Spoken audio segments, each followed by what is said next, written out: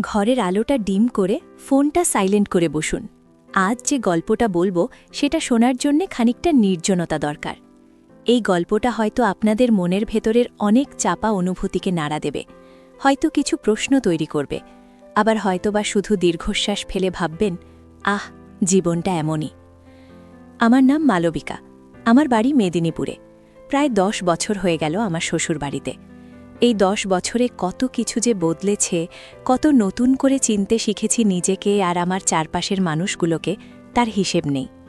আর আজ আমি যে কথাগুলো বলতে বসেছি সেগুলো আমার জীবনের এক চরম ব্যক্তিগত অধ্যায়, যা সমাজের চোখে হয়তো ঘোর অন্যায়, কিন্তু আমার মন আর আত্মা তারা যেন এক অন্য সুরে বাধা পড়েছিল। আমার স্বামী প্রীতম ব্যবসার কাজে বেশিরভাগ সময় বাইরেই থাকে। বলতে গেলে মাসে 15-20 দিন তো প্রায় দেখাই হয় না। প্রথম খুব খারাপ লাগত, একা লাগত, কিন্তু ধীরে ধীরে অভ্যস্ত হয়ে গেছি। আমাদের একটা 5 বছরের ছেলে আছে, অভ্র। ওকে নিয়েই আমার দিন কেটে যায়। শ্বশুর শাশুড়ি আছেন, তারাও বেশ ধর্মপ্রাণ মানুষ। সংসারের সমস্ত দায়িত্ব বলতে গেলে আমার কাঁধেই। আর এই একাকিত্বের মধ্যেই কখন যে আমার জীবনে আর একটা মানুষ এসে গেল, আমি নিজেও ঠিক বুঝে উঠতে পারিনি। সে আর কেউ নয়, আমার ছোট দেওর সুজন। সুজন প্রীতমের থেকে প্রায় 7-8 বছরের ছোট হবে। যখন ওর দাদার সাথে আমার বিয়ে হয়েছিল তখন সুজন কলেজে পড়ত। রোগা পাতলা একহারা চেহারা, হাসলে গালে টোল পড়ত, খুব লাজুক ছিল সে সময়। আমাদের বাড়িতে যখন প্রথম বউ হয়ে এসেছিলাম তখন সুজন আমার সামনে আসতেও ইতস্তত করত, একটা অদ্ভুত নীরবতা আর সম্মান বজায় রাখত। আমি প্রথম মজা করে ওকে রাগাতামও, কিরে সুজন, বৌদিকে দেখলে কি ভূত দেখছিস নাকি, এমন করে পালাস কেন? ও শুধু মৃদু হাসত। সেই হাসিটা সেই সময় আমার চোখে শুধুই সরলতা ছিল। কিন্তু সময়ের সাথে সাথে মানুষ বদলে যায়। সুজন কলেজ শেষ করে দাদার ব্যবসাতেই নামল। প্রীতম যেহেতু বেশিরভাগ সময় বাইরে থাকে, সুজনকেই আস্তে আস্তে সব দায়িত্ব নিতে হলো। ওর মধ্যে একটা পরিবর্তন আসতে শুরু করল। সেই লাজুক ছেলেটা ধীরে ধীরে আত্মবিশ্বাসী হয়ে উঠল। ওর শরীরে একটা পুরুষালী দৃঢ়তা আসতে লাগল। ওর উচ্চতা বাড়ল, কাঁধ চওড়া হলো, গলার স্বরও কেমন যেন পুরুষদের মতো গম্ভীর হয়ে উঠল। আমি লক্ষ্য করতাম আজকাল সুজন আর আমার সামনে থেকে পালায় না, বরং আমার সাথে কথা বলতে, সময় কাটাতে তার একটা অন্যরকম আগ্রহ দেখা যেত। একদিন দুপুরে প্রীতম তখন ব্যবসার কাজে দিল্লিতে, শাশুড়িমা প্রতিবেশীর বাড়ি গেছেন পুজো দিতে, আর শ্বশুরমশাই গেছেন গ্রামের পুকুরে মাছ দেখতে। অভ্র ঘুমোচ্ছিল। আমি রান্নাঘরে কাজ করছিলাম। হঠাৎ সুজন এসে দাঁড়ালো দরজায়। ভাবি, কিছু লাগবে? ওর গলার স্বর শুনে আমি চমকে উঠলাম। এই সময় তো ও সাধারণত বাইরে থাকে, বন্ধুদের সাথে বা ব্যবসা দেখতে। আমি বললাম, আরে সুজন, তুই কখন এলি? কি ব্যাপার এত তাড়াতাড়ি? ও হাসল। আজ একটু সকাল সকাল কাজ মিটিয়ে চলে এলাম, শরীরটা ভালো লাগছিল না। তোমার রান্নার গন্ধটা দারুণ, কি রান্না হচ্ছে আজ? আমি হাসলাম। আর বলিস না, আজ তোর পছন্দের ইলিশ মাছের পাতুরি হচ্ছে। শরীর খারাপ হলে বললি না তো? ও রান্নাঘরের দরজায় হেলান দিয়ে দাঁড়ালো। ওর চোখে আমি এক ভিন্ন দ্যুতি দেখতে পেলাম। সেদিনের সেই ছোট দেওর আর নেই। ওর দৃষ্টিতে একটা গভীরতা, একটা জিজ্ঞাসা আর কেমন যেন একটা তীব্র আকর্ষণ ছিল, যা আমার অচেনা ছিল। আমি রান্না করছিলাম, তাই খুব বেশি ওর দিকে তাকাতে পারিনি, কিন্তু ওর উপস্থিতিটা আমার পুরো শরীরকে কেমন যেন এক অস্থিরতার মধ্যে ফেলে দিল। আমি অনুভব করলাম আমার শরীরের প্রতিটি লোমকূপ যেন সতর্ক হয়ে উঠেছে। পাতুরি রান্নার সময় গরম ভাপের কারণে আমার কপালে ঘাম জমেছিল। আমি আঁচলের কোণ দিয়ে ঘাম মুছতে গিয়ে দেখি ওর চোখ দুটো আমার দিকেই স্থির। কেমন যেন এক অদ্ভুত ভালো লাগা আর ভয় মেশানো অনুভূতি হলো। আমার শাড়ির আঁচলটা একটু সরে গিয়েছিল আর আমার বুকের ভাঁজটা স্পষ্ট হয়ে উঠেছিল। ওর দৃষ্টি সেখানে স্থির দেখে আমার বুক ধরফর করে উঠল। তাড়াতাড়ি আঁচলটা টেনে ঠিক করে নিলাম। ও কিছু বলল না, শুধু মৃদু হাসল। সেই হাসিটা আমার মনের গভীরে এক অজানা শিহরণ জাগাল। ভাবি, তুমি তো দেখছি দিন দিন আরও সুন্দর হচ্ছ, ও খুব নিচু গলায় বলল। ওর কথাগুলো আমার কানে জানা এক সুর হয়ে বাজল। আমি লজ্জায় রাঙা হয়ে গেলাম। এমন কথা প্রীতমও আমায় কখনো বলেনি। আমি তাড়াতাড়ি বললাম, ধ্যাৎ সুজন, কী সব বলছিস? যা, হাত মুখ ধুয়ে আয়, আমি চা করে দিচ্ছি। ও আমার কথায় কোনো প্রতিক্রিয়া না দেখিয়ে শুধু আর একবার অর্থপূর্ণ হাসি হেসে চলে গেল। সেদিন থেকেই যেন আমাদের দুজনের মধ্যে এক অদৃশ্য টান তৈরি হতে শুরু করল। সুজন এখন প্রায়ই আমার কাছাকাছি থাকার চেষ্টা করত। যখন প্রীতম বাড়িতে থাকতো না তখন ও নিজে থেকেই এসে আমার খোঁজ নিত। ভাবি, কিছু লাগবে? তোমার মন খারাপ লাগছে না তো একা একা? ও কখনো আলতো করে আমার হাতে হাত রাখত কিছু নেওয়ার সময়, কখনো আমার চুল ঠিক করে দেওয়ার ছলে আমার গাল ছুঁয়ে দিত। এই স্পর্শগুলো ছিল ক্ষণিকের, এতটাই দ্রুত যে অন্য কেউ দেখলে হয়তো বুঝতও না, কিন্তু আমি বুঝতে পারতাম। আমার ভেতরে কেমন যেন এক বিদ্যুৎ খেলে যেত। আমি নিজেই নিজেকে ধিক্কার দিতাম, ছি মালবিকা, তুই এটা কি করছিস? ও তোর দেওর, প্রীতমের ছোট ভাই। কিন্তু মন কি আর কোনো যুক্তি মানে? একদিন রাতে খুব বৃষ্টি হচ্ছিল। প্রীতম ব্যবসার কাজে মুম্বাইয়ে, অভ্র আমার পাশে ঘুমোচ্ছিল। হঠাৎ মেঘের গর্জনে আর বিদ্যুতের ঝলকানিতে অভ্র ভয় পেয়ে উঠে পড়ল। আমি ওকে ও কখনো আলতো করে আমার হাতে হাত রাখত কিছু নেওয়ার সময়, কখনো আমার চুল ঠিক করে দেওয়ার ছলে আমার গাল ছুঁয়ে দিত। এই স্পর্শগুলো ছিল ক্ষণিকের, এতটাই দ্রুত যে অন্য কেউ দেখলে হয়তো বুঝতও না, কিন্তু আমি বুঝতে পারতাম। আমার ভেতরে কেমন যেন এক বিদ্যুৎ খেলে যেত। আমি নিজেই নিজেকে ধিক্কার দিতাম, ছি মালবিকা, তুই এটা কি করছিস? ও তোর দেওর, প্রীতমের ছোট ভাই। কিন্তু মন কি আর কোনো যুক্তি মানে? একদিন রাতে খুব বৃষ্টি হচ্ছিল। প্রীতম ব্যবসার কাজে মুম্বাইয়ে, অভ্র আমার পাশে ঘুমোচ্ছিল। হঠাৎ মেঘের গর্জনে আর বিদ্যুতের ঝলকানিতে অভ্র ভয় পেয়ে উঠে পড়ল। আমি ওকে শান্ত করার চেষ্টা করছিলাম, কিন্তু ওর কান্না থামছিল না। শাশুড়িমা আর শ্বশুরমশাই পাশের ঘরে, তাদের গভীর ঘুম ভাঙানো আমার ইচ্ছে ছিল না। হঠাৎ দরজায় টোকা পড়ল। আমি অবাক হয়ে তাকালাম। দরজা খুলে দেখি সুজন দাঁড়িয়ে, ওর পরনে একটা হাফ প্যান্ট আর টি শার্ট, ভেজা চুল, কপালে বৃষ্টির জলের বিন্দু। ভাবি, অভ্র কাঁদছে কেন? ভয় পেয়েছে বুঝি? ওর কণ্ঠস্বরে একটা উদ্বেগ ছিল। আমি মাথা নাড়লাম। ও ভেতরে এসে অভ্রকে আমার কোল থেকে তুলে নিল। অবাক কাণ্ড, সুজনের কোলে উঠতেই অভ্র যেন ম্যাজিকের মতো চুপ করে গেল। সুজন ওকে বুকে জড়িয়ে ধরে আদর করতে লাগল, আর ফিসফিস করে কি যেন বলতে লাগল। আমি একদৃষ্টে ওদের দুজনকে দেখছিলাম। সুজনের বুকের উষ্ণতা, ওর পুরুষালী গন্ধ, আমার ছেলেকে ওর কোলে দেখে আমার ভেতরে এক অদ্ভুত শান্তি আর তৃপ্তি অনুভব করছিলাম। সেই মুহূর্তে আমার মনে হলো, আমার জীবনে এমন একজন মানুষ যদি সবসময় আমার পাশে থাকত। সুজন অভ্রকে ঘুম পাড়িয়ে দিল। আমি যখন অভ্রকে বিছানায় শোয়ালাম, তখন সুজন আমার দিকে তাকালো। ভাবি, তুমিও খুব ভয় পাও বুঝি মেঘ বিদ্যুৎ দেখলে? আমি একটু হাসলাম। ছোটবেলায় পেতাম, এখন আর পাই না। ও আমার দিকে একটু ঝুঁকে এলো। ওর নিঃশ্বাসের উষ্ণতা আমার গাল ছুঁয়ে গেল। আমি জানি ভাবি, তুমি একা থাকতে খুব ভয় পাও। প্রীতম ভাইয়া তো সবসময় বাইরে বাইরে। ওর কথাগুলো শুনে আমার বুকটা কেমন যেন মোচড় দিয়ে উঠল। কেউ এভাবে আমার একাকিত্বটাকে, আমার মনের দুর্বলতাকে এর আগে এত স্পষ্টভাবে বুঝতে পারেনি। আমার চোখের কোণে জল চিকচিক করে উঠল। ও আমার চোখের দিকে গভীর দৃষ্টিতে তাকালো। ওর হাতের আঙুলগুলো আলতো করে আমার গাল ছুঁয়ে চোখের জল মুছে দিল। সেই স্পর্শে আমার সারা শরীরে যেন আগুন লেগে গেল। আমি ওর দিকে এমনভাবে তাকিয়েছিলাম যেন বহু বছর ধরে এই স্পর্শের প্রতীক্ষায় ছিলাম। আমাদের দুজনের দৃষ্টি একে অপরের সাথে এমনভাবে মিশে গেল যেন আমরা কোনো এক অজানা জগতে হারিয়ে গেছি। সেই নীরবতা, সেই চোখের ভাষা হাজারো কথা বলে যাচ্ছিল। আমি কিছু বলতে পারছিলাম না, শুধু অনুভব করছিলাম ওর উপস্থিতি, ওর চোখের গভীর টান। ও আমার হাতটা ধরে নিজের হাতের মুঠোয় নিল। ওর হাতের উষ্ণতা আমার শিরায় শিরায় এক অদ্ভুত উন্মাদনা জাগালো। আমি বাধা দিতে পারিনি, শুধু ওর দিকে তাকিয়েছিলাম। সেই রাতে বৃষ্টির শব্দের মাঝে আমাদের মাঝে এক নতুন সম্পর্কের বীজ রোপিত হলো, যা ছিল সমাজ, পরিবার আর সংস্কারের সব বাঁধন ছিঁড়ে ফেলার মতো এক উন্মাদনা। ও আমার হাতটা আলতো করে চেপে ধরল। ওর চোখ আমার চোখে, আমার ঠোঁটে ঘুরে বেড়াচ্ছিল। আমার বুকের ভেতরটা ধুকফুক করছিল, যেন এখনই ফেটে যাবে। আমি চোখ বন্ধ করে ফেললাম। এই অনুভূতি, এই তীব্র আকাঙ্ক্ষা আমাকে কোথায় নিয়ে যাচ্ছে? আমি কি ভুল করছি? এই প্রশ্নগুলো আমার মস্তিষ্কের ভেতরে তুমুল ঝড় তুললেও আমার শরীর আর মন তখন কেবল সুজনকে চাইছিল। ও আমার হাত ধরে টেনে বিছানার কিনারায় বসালো। আমিও ওর পাশে বসলাম। আমাদের হাঁটু ছুঁয়েছিল। ওর হাতের উষ্ণতা তখনও আমার হাতে। ভাবি, ও খুব ফিসফিস করে ডাকল।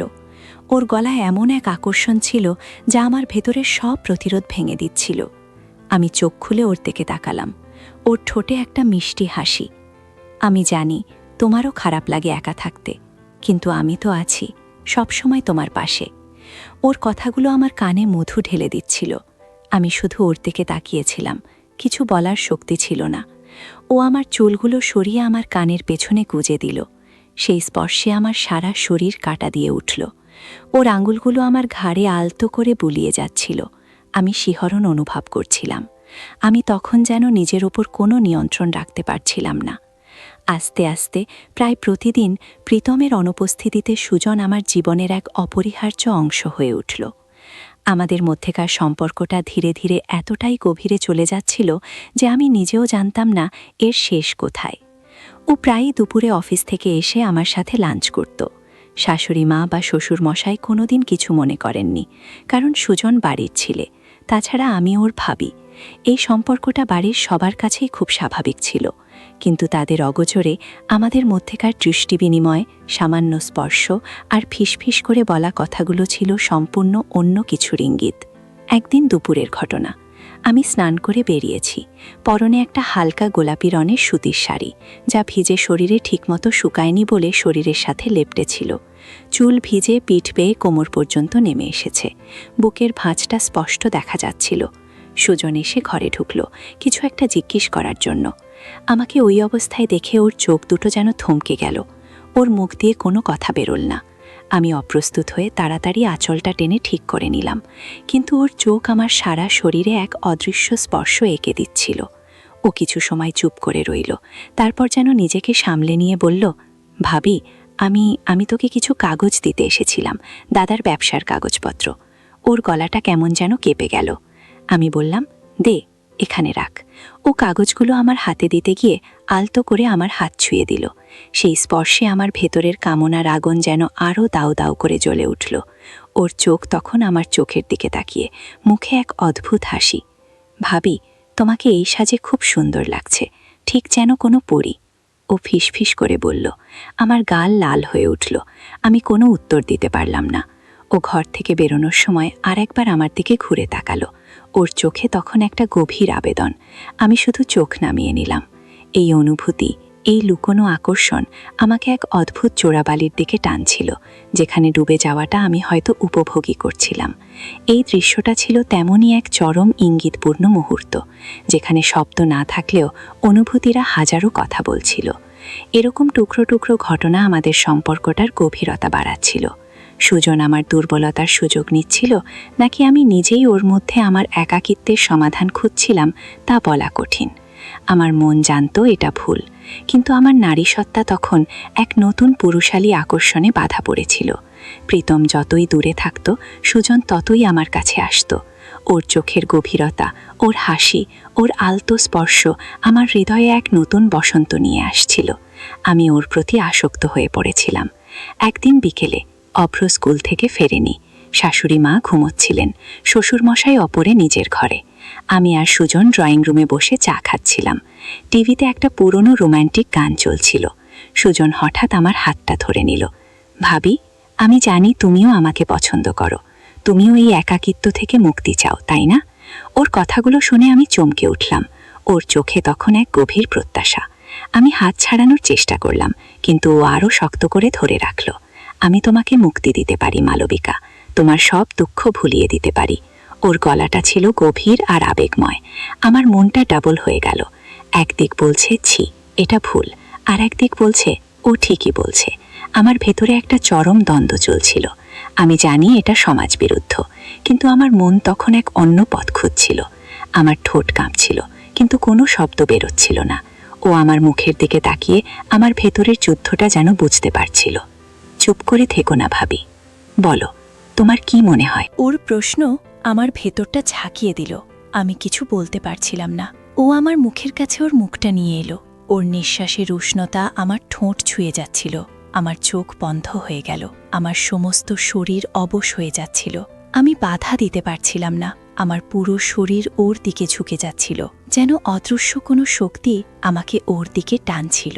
এরপর থেকে যখনই প্রীতম বাইরে যেত, সুজনের কাছাকাছি আসাটা আরও বেড়ে যেত। রাতের খাবার টেবিলে ওর চোখ আমার দিকে স্থির থাকত। কখনো কখনো খাবার তুলে দেওয়ার ছলে আমার আঙুল ছুঁয়ে দিত। শাশুড়িমা কিছু বুঝতেন না, কারণ ও খুব স্বাভাবিকভাবে কাজগুলো করত। কিন্তু আমি জানতাম এই স্পর্শগুলো কতটা ইঙ্গিতবাহী। আমার ভেতরে তখন চরম অস্থিরতা। আমি ঘুমাতে পারতাম না। প্রীতমকে ফোন করলে শুধু কাজের কথাই হতো। আমার মনের কথা বলার কোনো সুযোগই পেতাম না। আমি বুঝতাম আমার আর সুজনের এই সম্পর্কটা এক চরম বিপজ্জনক খেলায় পরিণত হচ্ছে। আমি চাই। ওর প্রশ্ন আমার ভেতরটা ঝাঁকিয়ে দিল। আমি কিছু বলতে পারছিলাম না। ও আমার মুখের কাছে ওর মুখটা নিয়ে এলো। ওর নিঃশ্বাসের উষ্ণতা আমার ঠোঁট ছুঁয়ে যাচ্ছিল। আমার চোখ বন্ধ হয়ে গেল। আমার সমস্ত শরীর অবশ হয়ে যাচ্ছিল। আমি বাধা দিতে পারছিলাম না। আমার পুরো শরীর ওর দিকে ঝুঁকে যাচ্ছিল, যেন অদৃশ্য কোনো শক্তি আমাকে ওর দিকে টানছিল। এরপর থেকে যখনই প্রীতম বাইরে যেত, সুজনের কাছাকাছি আসাটা আরও বেড়ে যেত। রাতের খাবার টেবিলে ওর চোখ আমার দিকে স্থির থাকত। কখনো কখনো খাবার তুলে দেওয়ার ছলে আমার আঙুল ছুঁয়ে দিত। শাশুড়িমা কিছু বুঝতেন না, কারণ ও খুব স্বাভাবিকভাবে কাজগুলো করত। কিন্তু আমি জানতাম এই স্পর্শগুলো কতটা ইঙ্গিতবাহী। আমার ভেতরে তখন চরম অস্থিরতা। আমি ঘুমাতে পারতাম না। প্রীতমকে ফোন করলে শুধু কাজের কথাই হতো। আমার মনের কথা বলার কোনো সুযোগই পেতাম না। আমি বুঝতাম আমার আর সুজনের এই সম্পর্কটা এক চরম বিপজ্জনক খেলায় পরিণত হচ্ছে। আমি চাইলেও নিজেকে আটকাতে পারছিলাম না। এই তীব্র আকর্ষণ আমাকে পুরোপুরি গ্রাস করে ফেলেছিল। সুজন একদিন আমার পুরনো একটা ফোন এনেছিল ঠিক করে দেওয়ার জন্য। কাজ সেরে ও যখন ফোনটা ফেরত দিচ্ছিল, তখন হঠাৎ ওর হাতে লেগে আমার হাত থেকে ফোনটা পড়ে গেল। কাচের স্ক্রিনটা ভেঙে গেল। আমি খুব বিরক্ত হলাম। ও বলল, সরি ভাবি, আমি ইচ্ছা করে করিনি। আমি তোমাকে নতুন ফোন কিনে দেব। আমি বললাম, না দরকার নেই, এটা তো পুরনো ফোনই। কিন্তু ও জোর করল, না ভাবি, আমার ভুলের জন্য এটা ভেঙেছে, আমি কালই নতুন নিয়ে আসব। পরের দিন ও সত্যি একটা দামি নতুন ফোন নিয়ে এলো। আমি অবাক হয়ে বললাম, আরে সুজন, এত দামি ফোন কেনার কি দরকার ছিল? পুরনো ফোনই তো ছিল। ও হাসল, তোমার হাতে পুরনো ফোন মানায় না ভাবি। আর শোনো, এতে তোমার পছন্দের কিছু গান আর ছবি ডাউনলোড করে দিয়েছি, দেখে নিও। আমি ফোনটা হাতে নিলাম। ওর এই যত্ন, এই উদারতা আমাকে আরও বেশি ওর দিকে টেনে নিচ্ছিল। রাতে যখন একা ফোনটা দেখছিলাম, তখন দেখি তাতে ওর আর আমার কিছু পুরনো ছবি, যখন ও ছোট ছিল সেগুলো সুন্দর করে সাজানো, আর কিছু রোম্যান্টিক গান। এর মধ্যে একটা ফাইল ছিল প্রাইভেট। কৌতূহলবশত আমি ফাইলটা খুললাম। ভেতরে দেখি আমারই কিছু ছবি আর ভিডিও। আমি অবাক হয়ে গেলাম। এগুলি কখন তুলল? আমি তো জানিই না। হয়তো রান্নাঘরে কাজ করার সময় বা জানলার ধারে দাঁড়িয়ে থাকার সময় আমার অজান্তেই তোলা। সবকটা ছবিতেই আমার শাড়ির আঁচল সামান্য সরে আছে, বা আমি কোনো ভঙ্গিতে আছি যা কিছুটা ইঙ্গিতপূর্ণ। ভিডিওগুলোতে আমার হাঁটা চলা বা কোনো কিছু তোলার সময়কার ভঙ্গিমা। আমার বুকের ভেতরটা কেঁপে উঠল। এটা কি সুজনের চালাকি? ও কি আমাকে কোনোভাবে আটকে রাখতে চাইছে? আমার মনের ভেতরটা ভয়ে কুঁকড়ে উঠল। আমি সঙ্গে সঙ্গে ফোন করে ওকে বললাম, সুজন, এই ছবি আর ভিডিওগুলো কিসের? এগুলো তুই কেন তুলেছিস? ও খুব শান্ত গলায় বলল, আরে ভাবি, এগুলোতে কি আছে? এগুলো তো তোমার সুন্দর সুন্দর মুহূর্ত। আমি তো তোমার সৌন্দর্য দেখেই মুগ্ধ। এগুলো তো শুধু আমার নিজের জন্য। ওর এই কথাগুলো শুনে আমার রাগ আর ভয় দুটোই বেড়ে গেল। এগুলো ডিলিট কর এক্ষুনি, নইলে আমি দাদাকে বলে দেব। আমার গলা কাঁপছিল। ও হেসে বলল, তুমি যদি দাদাকে বলো তাহলে তো দাদা আরও বেশি কষ্ট পাবে। ভাবো তো, দাদা জানলে কি মনে করবে? আর আমি তো শুধু এই ফোনে রাখিনি ভাবে, আমার ল্যাপটপ, পেন ড্রাইভ সব জায়গায় সেভ করা আছে। আমি কিন্তু চাই না কেউ এগুলো দেখুক, বিশেষ করে দাদা। ওর কথাগুলো শুনে আমার হাত পা ঠান্ডা হয়ে গেল। এটা কি তাহলে এক প্রকার ব্ল্যাকমেল? আমি পুরোপুরি ওর জালে আটকে গেছি।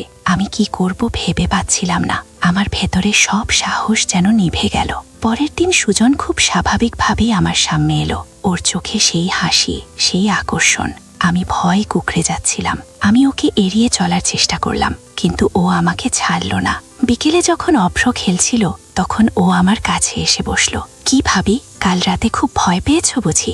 আরে বাবা, আমি তো তোমাকে ভয় দেখানোর জন্য কিছু করিনি। আমি শুধু চাই তুমি আমার কাছে থাকো, আমার কথা শোনো। তুমি তো আমার সব জানো না। ওর কথাগুলো শুনে আমি ভেতরে ভেতরে কেঁপেই যাচ্ছিলাম। এই সম্পর্কটা এখন আর শুধু আবেগের খেলা ছিল না, এতে ভয়, এক প্রকার ব্ল্যাকমেল আর চরম মানসিক দুর্বলতার সুযোগ নেওয়া মিশে গিয়েছিল। আমি তখন চরম অসহায় ছিলাম। সমাজের চোখে আমার সম্মান, আমার সংসার, আমার ছেলের ভবিষ্যৎ সব কিছু ওর হাতের মুঠোয় ছিল।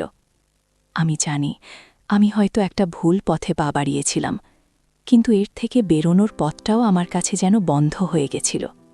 এরপর থেকে ওর কথাগুলো শুনে আমি ভেতরে ভেতরে কেঁপেই যাচ্ছিলাম।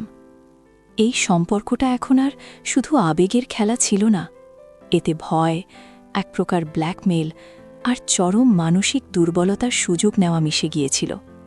আমি তখন চরম অসহায় ছিলাম। সমাজের চোখে আমার সম্মান, আমার সংসার, আমার ছেলের ভবিষ্যৎ সব কিছু ওর হাতের মুঠোয় ছিল।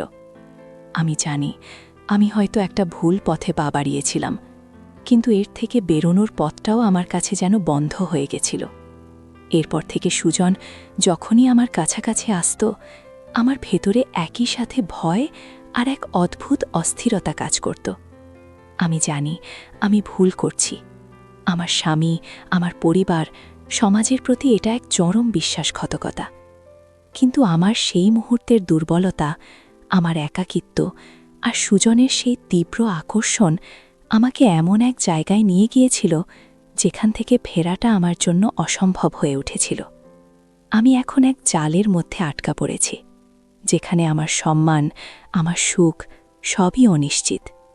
আমি প্রতি রাতে ঘুমাতে পারতাম না। আমার ভেতরের দ্বন্দ্ব আমাকে কুরে কুরে খাচ্ছিল।